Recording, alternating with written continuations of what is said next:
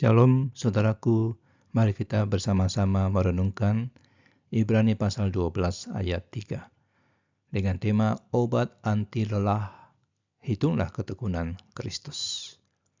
Demikianlah firman Tuhan, ingatlah selalu akan Dia yang tekun menanggung bantahan yang sehebat itu terhadap dirinya dari pihak orang-orang berdosa, supaya jangan kamu menjadi lemah dan putus asa.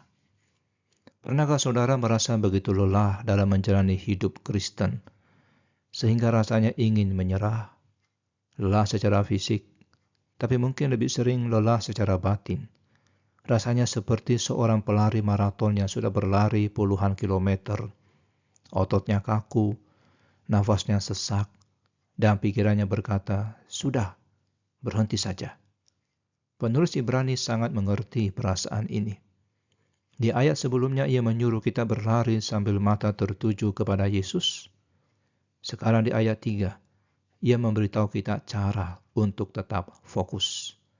Dia memberikan resep atau obat anti lelah rohani, sebuah disiplin mental yang menjaga kita agar tidak pingsan di tengah jalan. Perintah utamanya adalah ingatlah selalu akan Dia. Dalam bahasa aslinya, kata ini jauh lebih kuat dari sekedar mengingat sambil lalu. Ini adalah sebuah istilah hitungan atau akuntansi. Artinya adalah hitunglah, kalkulasikan, atau bandingkan secara analitis. Ini bukan pandangan sekilas, tapi sebuah perintah untuk berhenti sejenak, mengambil buku catatan rohani kita, dan benar-benar menghitung secara rinci apa yang telah Yesus alami. Ini adalah sebuah latihan pikiran yang disengaja, yang dirancang untuk mempengaruhi hati dan kemauan kita. Apa yang harus kita hitung? Yaitu Dia, yang tekun menanggung bantahan yang sehebat itu terhadap dirinya dari pihak orang-orang berdosa. Mari kita coba menghitungnya sejenak, saudara. Kata bantahan berarti lebih dari sekedar kata-kata kasar. Ini adalah permusuhan aktif, pemberontakan, dan pertentangan yang tiada henti. Pikirkanlah seluruh pelayanannya. Dia dituduh gila, kerasukan setan, dan penghujat oleh para pemimpin agama. Dia ditolak oleh orang-orang sekampungnya. Dia dihinati oleh muridnya sendiri, disangkal oleh sahabat terdekatnya, dan ditinggalkan oleh semua pengikutnya. Dia diadili secara tidak adil dan puncaknya adalah siksaan fisik dan batin yang tak terbayangkan di kayu salib. Penulis Ibrani memakai kata sehebat itu untuk menekankan besarnya permusuhan itu. Begitu hebatnya sampai sulit diungkapkan dengan kata-kata. Dan semua ini datang dari pihak orang-orang berdosa kepada Dia yang tidak berdosa. Ini adalah ketidakadilan terbesar dalam sejarah. Yesus yang sempurna menanggung semua itu secara pribadi, dan Dia tekun menanggungnya sampai tuntas, tanpa goyah sedikit pun dalam iman dan ketaatannya.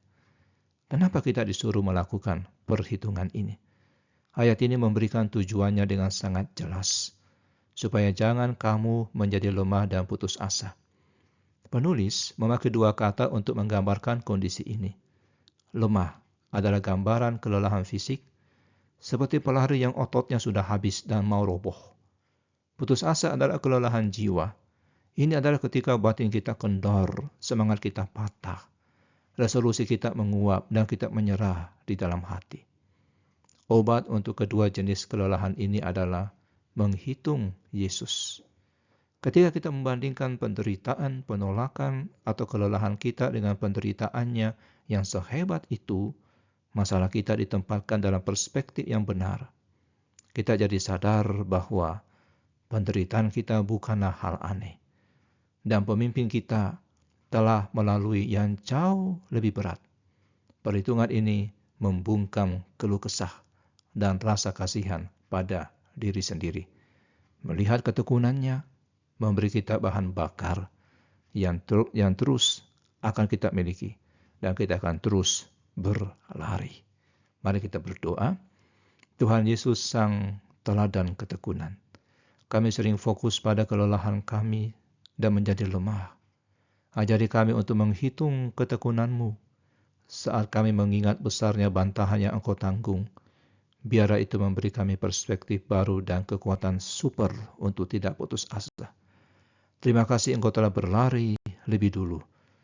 Tolong kami untuk terus berlari sampai akhir. Di dalam nama-Mu yang tekun kami berdoa. Amin.